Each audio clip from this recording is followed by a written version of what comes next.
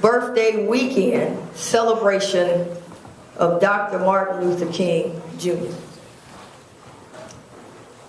But we don't come here today to just sing "We Shall Overcome."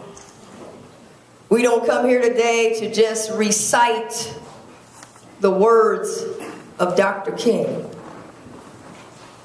We don't come here today to just hold hands and say everything will be all right.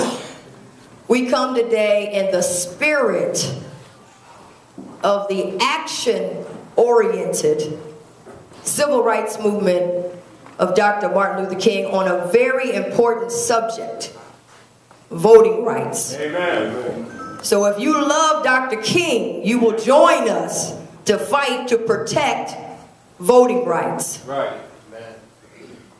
Now, we come to represent constituents, memberships, average citizens who have been crying out to protect voting rights. Right.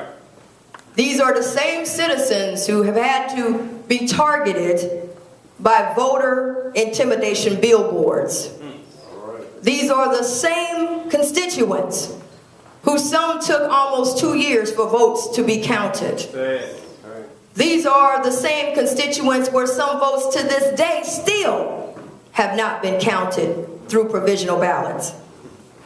These are also constituents who watch every day, once a week, a voter suppression bill that passes through somewhere in the Ohio General Assembly. Right. Now, I will tell you that many of us elected officials that are in this room have introduced, and our Senator Nina Turner and others have introduced numerous bills regarding protecting voting rights. But when I went to the March on Washington and spoke to over 200,000 people, as my pastor would say, something came over me. Something that I couldn't even control. Right. And I started to think about no more temporary solutions to permanent problems. Right.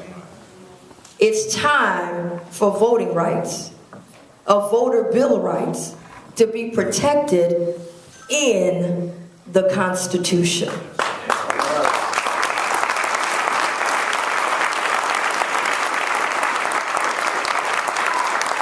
So many of us are here today because some have said, wait a minute, it's not a problem. Some have said, maybe you're overreaching. Some have said, wait a minute, you don't have everybody.